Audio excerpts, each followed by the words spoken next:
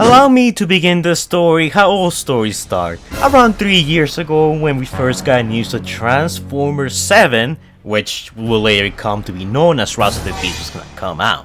And remember all the excitement and worry we had? The Bourne movie had just came out. It was pretty good, but we didn't know where they were gonna take, the next Transformers, plural, movie next. Will it be a reboot? Will it be a prequel as Lorenzo kept insisting? There were a lot of questions, and overall, the journey to Rise of the Beast was a painful one. The movie was supposed to come out last year, but then it got pushed back by a whole year. Then we got the first trailer, which in my humble opinion, I thought it was not the best, and some of the unfinished CGI left a lot to be desired.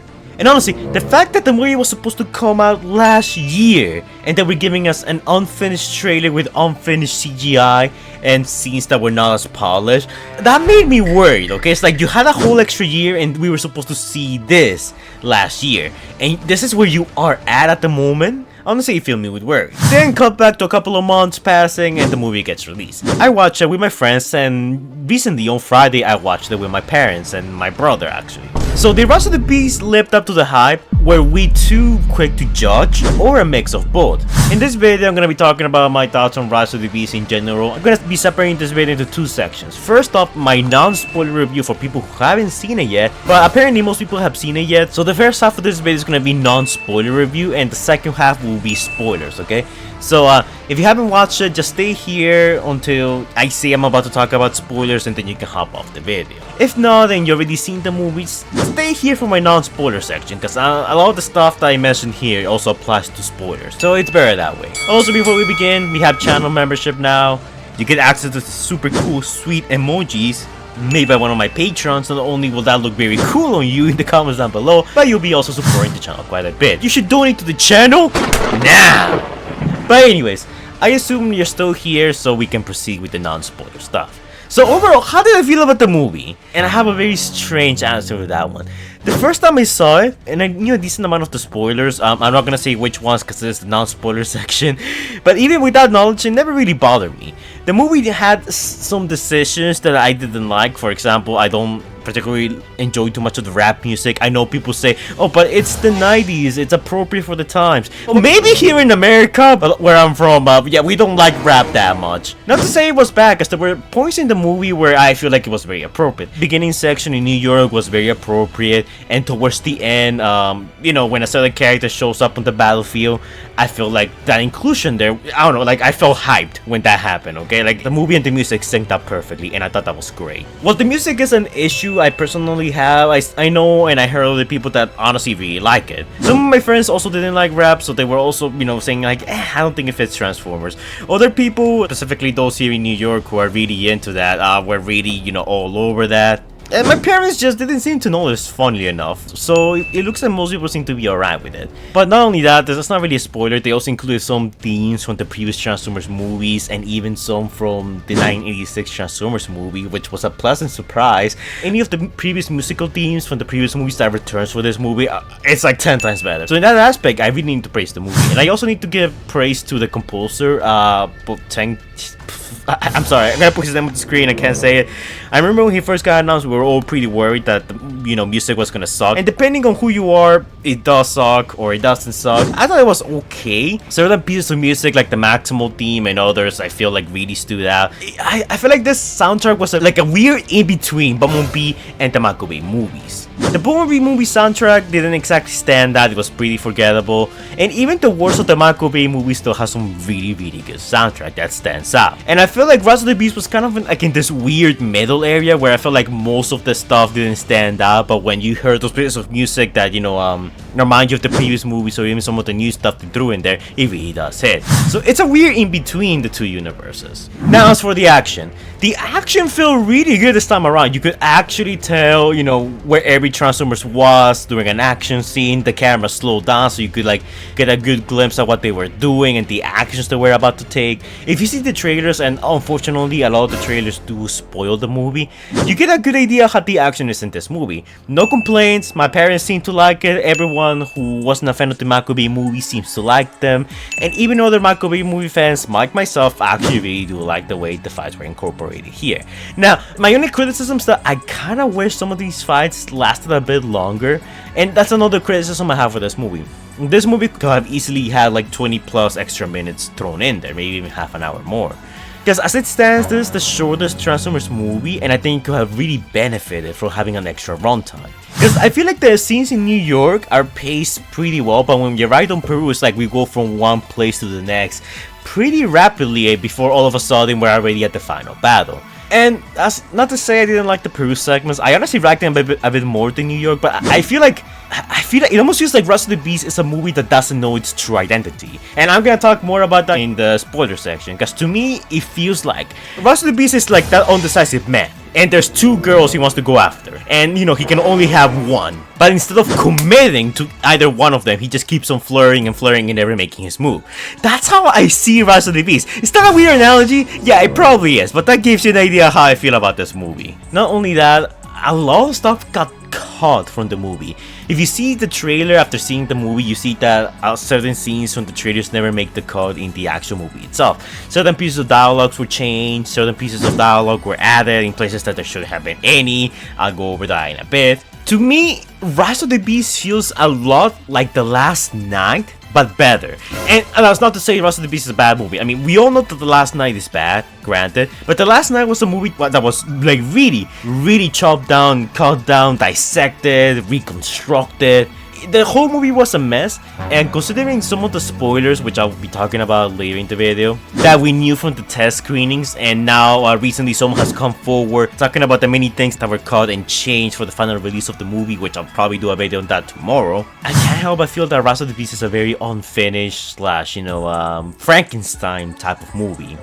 I suspect that Lorenzo has something to do with this, because I mean, I feel like Steven really is a Transformers fan. I mean, you can just see the man, how he talks in his interviews and stuff. Like, the man is a real Transformers fan. You can see that by some of the choices he put in this movie, that he really does care. He wanted to, do a lot of things. But it feels like, because of the scenes that were cut down, that Lorenzo or some of the other producers or like the higher ups even said, actually this movie needs to be shorter so we can compete with Spider-Man, The Little Mermaid, and The Flash. Which, I'll be honest, that's actually one of the biggest things that I think is holding this movie back. The release date was horrible. It should have been released last year. But I think the reason why it wasn't released last year, and they're never gonna say this outright, I mean, Steven sort of did imply to it in his interview with the Alfonso Nation, but I almost feel like, and yeah, look, I know throughout my whole history of making videos for Rise of the Beast, I went on and, complained about NPC films, like saying that I don't think they're up to par with ILM, which granted they're not, and even they themselves went forward and stated as much. They even had to bring some other companies, like the company, I think it was Weta FX, who actually made the final, BFX scene for Avengers Endgame, which is actually the reason why the final battle went from, being all fiery and volcano-ish as it was in the first trailer to looking more Avengers Endgame-esque. Now, when it comes to the story itself, it's a Transformers movie. The stories are usually not the best, with the exception of Bumblebee and arguably the first Transformers movie, and maybe Dark of the Moon if you want to be really generous. But I actually like the story this time around. Now, without going too much into spoilers, I feel like the character arc that Optimus and Noah go throughout the whole film is actually, it feels very fresh. Which is something that I can't believe I'm saying, especially about a human character, because if you guys know me, I never cared about Sam Witwicky. I like Kate Yeager a bit more, but he was a bit too much with his ability to one-shot Transformers by the point of Age of Extinction and TOK. But I feel like I can relate a bit more to Noah, and actually, I feel like I relate more to Optimus in a weird type of way. And I know that sounds weird, but wait until I go to spoilers, because that's gonna make more sense when I explain it. Elena was surprisingly decent. I was expecting her to be very forgettable and to not do anything for the whole movie, especially since a lot of the test screenings basically said that her character was gonna be kind of worthless and sort of useless, just be there to, just do some minor stuff for the plot and then, not get any kind of resolution to her arc. But she did, and I actually like her quite a bit. I like her more than I thought I would. Both actors did a really good job at that, and some of the side characters like Rick were also pretty okay. As for the robot cast themselves, I think the Autobots, they got the baby-verse treatment a lot, with the exception of some characters like, I'll say, Optimus and Mirage. I feel like the Autobots go very underutilized. Just like in Dark of the Moon, where, if you're not Bumblebee or Optimus, you don't get much screen time. but you know, you get the occasional Ironhide in which, you know, they appear on screen quite often and they say a few pieces of dialogue, but overall they don't contribute much to the overall plot of the film. That's how a lot of the Autobots are this time around. I like them all with the exception of Nerd Wheeljack. I think Mirage definitely steals the show. He's really good actually. A Squeaker actually found him kind of annoying because he cracks jokes, he says like, you know, piece of dialogue that could be seen as cringy, but for the most part I think that Mirage, you know, walked that fine line between being, you know, too loud to the point of being obnoxious and just being funny, and I think he did that perfectly. Now, as for our main villains, which is the Terrorcons, they're super, and I mean super underutilized.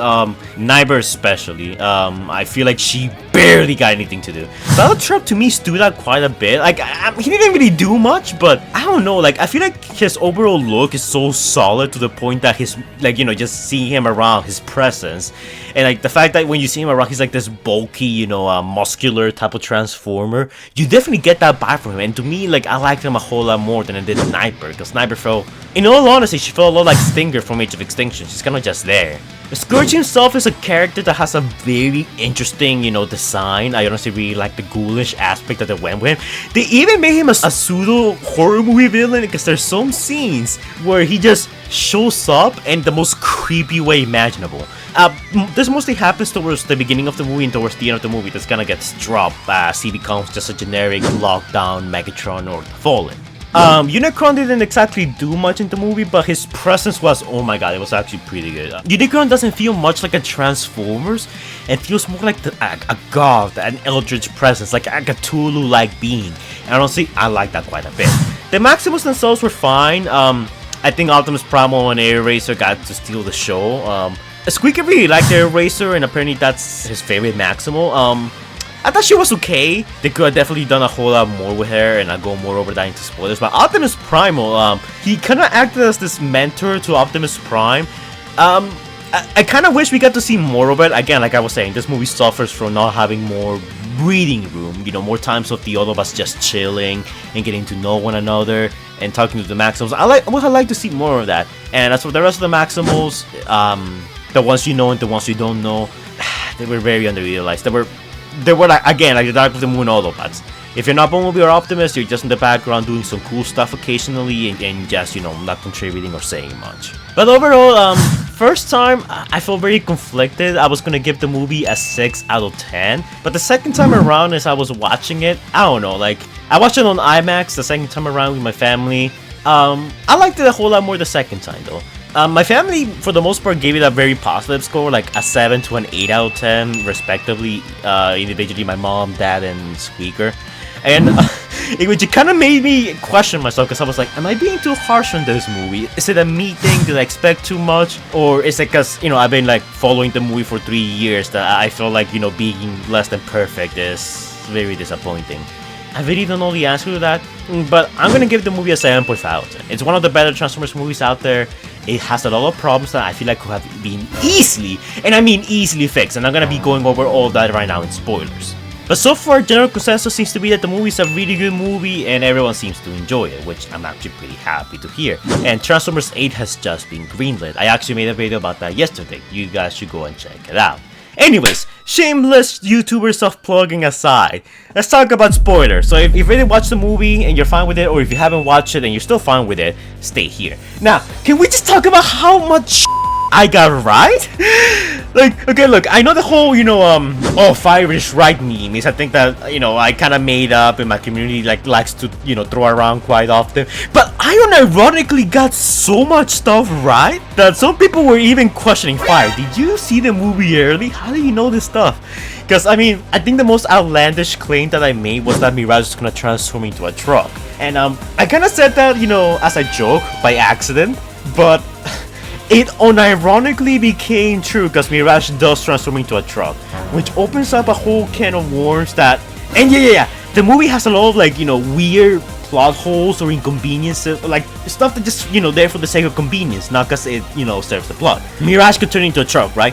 Why doesn't all the other Autobots just transform into trucks so they can gain more mass, be taller, and, be better at combat like Optimus Prime and not be relegated to just being short, Autobots, which, are arguably less powerful. When Scourge throws that, device that mind controls Air Racer, why doesn't he do that to any of the other Autobots or Maximals?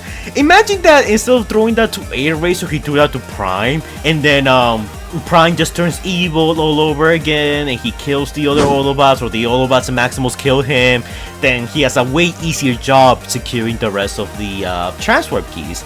Or in the final battle, he could have just easily done that. Just, make Mirage evil or make any other Maximals evil, and bam, he wins instantly. And don't tell me that, that's only a temporary solution, it wouldn't work. Because, I mean, Air Racer turned evil to the point that she had to be put down by Optimus Primal. So, like, making your enemies turn against one another and be forced to kill one another is such a broken strategy that if he had done that more often, he could just easily won the final battle. Also, the final fight is like full with conveniences. Mirage sort of dies, but then he becomes Noah's suit, which I'm kind of okay with that one explanation, because yeah, we've seen Transformers do some weird stuff before, and there was enough mass on him to cover Noah in the suit. I thought that was fine. But then we have other plot conveniences like Bumblebee just being revived by the Energon Shockwave or whatever. And then he gets the off-road variant mode out of nowhere. It's never explained. He just has it when he arrives on the battlefield. Which I really don't like that, because this is the second time in universe where Bumblebee has quote-unquote died and come back. By that logic, it doesn't matter how hard you get hit or whatever, it looks like you can just be brought back. Which, okay, look, granted, in G1, Transformers exploded, got disassembled, and quote-unquote died all the time just to be rebuilt. It's a staple in Transformers, I get it, but I don't like the precedence that this is setting. By that logic, why not revive Air Racer with some of the Energon that's around? Hell, you don't even need like the Unicron Shockwave to do that, because when they were inside Stratosphere, RC said like, could we revive Bumblebee if we give him an Energon transfusion? And Optimus said, if he had more Energon, maybe if we took him back to Cybertron, we could. So yeah, Rest of the Beast now has a Netflix problem, in which that's kind of irrelevant. A character can get pierced to the chest and survive just fine. I'm really not a fan of that, because by that logic, characters can die and just come back, and that kind of kills a lot of the tension that we feel when we see our robots on screen, fighting somebody else. Now, to be fair, and the way I see it is that, maybe if the spark is intact and if the head's not destroyed, our Transformers can come back. Because Bumblebee was relatively in one piece when he was revived, but characters like Nightbird and Battletrap, who got their, body parts exploded and faces smashed in or spines ripped off, I feel like in those cases, then, it's a no-no. But I want them to specify that, like, don't just leave it out in the open, because it leaves too many uncomfortable questions that not the audience is forced to, answer themselves. And speaking of disappointments, Air Racer doesn't transform exactly as I predicted. Cue the music!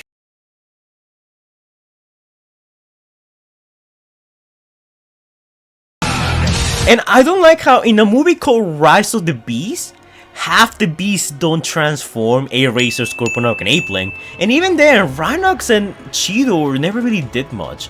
I think Rhinox's only line of dialogue in the movie was, "We'll clear the way." And he's supposed to be one of the smartest characters in Beast Wars, and the fact that he just relegated to big muscular guy who just wants to punch things with his Warhammer, which was actually really cool. It's very disappointing. I don't like it. Cheetor was cool. I kind of wish that we saw more of him for what little we saw him, but when he was in action with his spear, that was badass. That was great. I want more of that. Also, I kind of wish we saw more of the Maximals in the robot mode. Like, when they were in the Peruvian village, maybe a small scene where the Maximals themselves transform and just, interact with the Autobots. That would have been cool. Just something like that. So, maybe Optimus Primal could be like, "Or Optimus, we are not so different, you and I." So something like that, just so they can at least relate a bit more to the Autobots. Also, Translate was not in the film, and I thought that was very cringe. So that's one of the reasons why the movie is a 7.5 out of 10 instead of an 8 out of 10. And it's like I say in the non-spoiler section, I feel like this movie had it had the quote-unquote transit cut. And yeah, that's what I'm calling it, because when we get the Blu-ray, we're gonna see the transit deleted scene. Just yesterday, we actually got our first look at it. If you guys want to check it out, again, I'm sorry, I know I'm shamelessly, self-plugging my video a lot, but if you want to be up to date with the latest news, that's the video you should be checking out. So much got cut from the test screenings, and it makes me upset because I feel like something should have been kept, like the little, line of Rhinox actually speaking, when Optimus is like, Autobots, Maximals, we'll fight together as one. He was gonna say for Cybertron, while Primal said for Earth, and then Rhinox will say for home, and like everyone will look at Rhinox and be like, wait, you talk now? And just a little bit of characterization like that will help, immensely some characters. For example, the reason why Wheeljack and RC have so little to do in the movie is because originally for the test screenings, a lot of their dialogue and interactions was gonna be surrounding one another. Because in an earlier test screening, according to reports, Wheeljack and RC were gonna be a couple, or well, ex-couple. And a lot of their interactions were gonna be, kind of like dorky, awkward, like, so RC, it's been a while, how you doing? And RC was gonna be like, shut up, nerd, don't talk to me. I'm exaggerating, of course, but it was gonna give them more things to say, more lines of dialogue, more characterization, but it was cut. And honestly, I know that like the fans kind of made a huge hissy fit when we found that might be a possibility, just like the Wheeljack ear things. Wait, okay. Before I go back to talking about RCX Wheeljack, the fans that they added for Wheeljack in the trailers, that was there for just one scene, and they specifically did that to get the fans to shut up. Because after that one scene, they had never ever present, and Wheeljack just stays a nerd. I like to think that they didn't have any malicious intents, they were not trying to deceive the fans. But if they had Wheeljack without the ear fans for the marketing, I'll be completely fine with it. I'll be like, yeah, I don't like nerd Wheeljack, but it's like, whatever. But the fact that they added the scene here in the trailers, just for him in the movie to not have it, it pisses me off actually, because they actually deceived us. Like, I feel deceived. Like, they openly went out of their way to make us shut up. And look, maybe Steven didn't have any malicious intentions, but to me it honestly came out as very scummy. I would prefer had Wheeljack just had his regular nerd head. Honestly, that's one of the biggest things holding Rise of the Beast back. I said earlier that Rise of the Beast feels like a boy that can pick between two girls and is constantly flirting with the two of them without committing to either one, and that's what I mean by it. Rise of the Beast has made so many weird decisions early on that they couldn't, fix them or roll back with it. Why does RC and Wheeljack have so little piece of dialogue and stuff to do in the movie? Oh yeah, because they realized how horrendous of an idea is to have RC and Wheeljack be a former couple, and they deleted that, along with all piece of dialogue and characterization for the two of them. Why does Scourge feels like a generic one-note villain? It's because in the test screenings, he actually was going to be a more in-depth character who was reluctantly following Unicron for the sake of his own survival. But that was cut for the sake of time. Oh, what's that? The director mentioned that we're gonna see Autobots, Terrorcons, Maximals, Predacons, and Decepticons in this movie. Wow, that's a lot of factions. Are you sure you can handle it? Yeah, man, don't worry. And then when the movie gets released, we only technically see 3 factions, because the Predacons are not even name dropped at a single moment. The Predacons were gonna be name dropped in test screenings. When the Predacons fall from the sky, Optimus Primal actually has a piece of dialogue where he says Predacons. But if you watch the movie and are not a huge fan, then the Scorponauts are just regular Terrorcon minions, and they are not Predacons, much less their own faction. We were promised Decepticons, and now by the release of the movie, the one Decepticon scene got cut. Now granted, while I can understand why the transit scene got cut, because I feel like the Maximum Planet is a stronger start to the movie than arguably the transit scene. It's like, I feel like early on, they knew what they wanted to do. Steven even teased that Nightbird was gonna be kind of like a backstabber, that her allegiances were flexible, that she might join the Autobots and Maximals during the final battle. But then in the movie, she's just a generic villain that gets killed pretty pathetically, honestly, by the hands of Bumblebee. Which, by the way, I totally called. Play the music!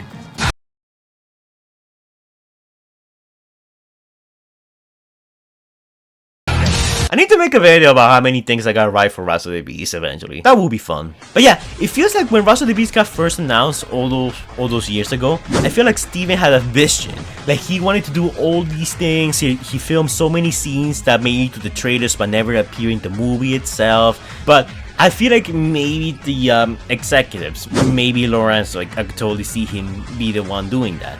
kind of push him to cut some stuff for the sake of time, you know. I don't entirely know if that's true. There's no way of knowing unless Steven or Lorenzo go out their way to mention that. But I don't think the movie's unfinished. It just feels like very trimmed, you know, like cut down. Like instead of giving me a glass full of water, you gave me a glass semi full of water, not all the way through, which is enough to satisfy me, but it's not enough to please me, if you know what I mean. And speaking of which, I don't like that ending scene with G.I. Joe. That's a horrible idea. Originally that was gonna be Sector 7, and according to Lorenzo, which I'm also gonna do a video on this whole shenanigans very soon, Lorenzo wants to get the G.I. Joe into the Transformers movies, and the only reason why he's doing that is because he wants to create his own MCU. I even made this meme on Twitter basically summarizing my thoughts on this whole thing. I don't like it. The G.I. Joe movies are pretty bad, and the latest movie, Snake Eyes, even lose money. G.I. Joe hasn't been relevant, nobody cares about them. Transformers fans want to see Transformers. We don't want to see G.I. Joe in these movies. I don't know who the frick Lorenzo's been talking to, but they're clearly not Transformers fans. Now granted, I know there's people out there who are actually pretty excited about the whole thing, but I feel like bringing the G.I. Joe into this will be the equivalent of like going back to the Bay Era, you know, where the military gets all the credit, they get all the cool Decepticon kills while the Autobots can, you know, kind of do without them. And the reason why I keep saying that I feel like G.I. Joe is leeching off Transformers is because, tell me this, if Transformers releases a movie, it can be successful by itself, right? If G.I. Joe releases a movie, it cannot be successful by itself. So the fact that they need to get G.I. Joe to be in a Transformers movie for G.I. Joe to be relevant is nothing short, in my humble, honest opinion, and you could probably see this differently from your own point of view, but to me it feels like, you know, leeching off the success of Transformers to catapult G.I. Joe into relevancy. And even then, I'm not even sure if that was gonna work, because I know G.I. Joe crossovers with Transformers quite a bit into comics, but even then, people who read the ROTB comics and talked about the crossover said that it wasn't that good. It was probably the worst part of the Transformers comics. So the fact that they keep on pushing this concept is honestly very disappointing, very worrisome. I hope that they change their minds, and if they do add G.I. Joe in future movies, I hope that they're on the backseat, okay? I don't want to see humans, I don't care about Cobra, I just want Decepticons, I want Terrorcons, I want Maximals, I want Predacons, and I want to see my Autobots in action. And also, something else that bothers me is that they keep, again, doing the whole thing like, oh, this might be a prequel and not a reboot. Even though, like, Steven pretty much said, yeah, it is a reboot, but then Lorenzo comes in and says, oh, but actually, I see it more as a prequel to 2007. It's like, oh my god, this man, I never wanted to strangle someone as much as I do this, man. But yeah, I guess we'll just have to wait and see what the future holds. We can only hope and pray that Lorenzo does not f up for us. But besides that, the special effects themselves are pretty nice. Again, I have my problems with NPC films, but I'll admit that they done pretty decently to good for this movie. Could it be better? Oh yeah, definitely. But I mean, it's not bad, and I don't have any complaints to the point that, you know, I'll say the CGI was bad. The dialogue was also pretty fine. There was a bit of corniness here and there. But it's kind of to be expected, and it was kind of done for fun, especially with Mirage. And I feel like overall, there seems to be general consensus. The movie's just okay. There's things of it, like, you know, that we don't like the Terrorcons were a bit of a joke. I actually agree with Crowley on that one. The pacing was a bit too fast, according to Itsuki, which I completely agree with. But I've seen a few other of my Patreons say that despite all of that, they still really liked it. Stellar said that it was a very short movie, and he really liked it, gave it a 9 out of 10. Scrub Lordo said that it felt very fast-paced, but it was a pretty decent film. And I think that's like the general consensus overall of this movie. It's decent. It's okay. We can't call it bad because, like, you know, it's not as bad as Age of Extinction or The Last Night. And, you know, it feels like we are kind of getting close to 2007, Dark of the Moon, and of course the Bowie movie all over again in terms of greatness, but it doesn't quite reach it. And overall, I think that's my main problem with Rise of the Beast. I feel like with a few changes and a few additions here and there, this movie can be easily the best Transformers movie of all time. I'm not even joking or being sarcastic on that. I genuinely do feel that way. Give Wheeljack his original face, don't do this whole nerd Wheeljack emoji thing. Make Scourge a bit more of a sympathetic villain with his whole Unicron backstory from the test screenings.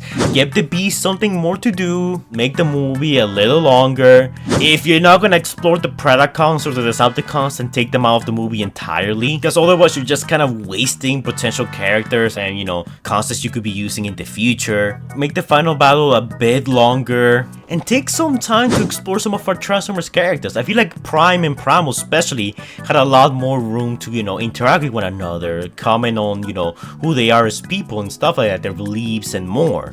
I feel like Rise of the Beast had a set identity at the beginning, but throughout, the test screenings and stuff like that, I feel like a lot of what was planned got cut, and when it got cut, they didn't have enough time to shoot new scenes or add new CGI or stuff like that, which is why we end up with things like RC and Wheeljack being underused, the Terrorcons being taken out quite fast towards the end of the movie. And look, granted, I know you wanted to emphasize the fact that Maximals and Autobots together are way stronger, and that's how they are able to overpower the Terrorcons at the end.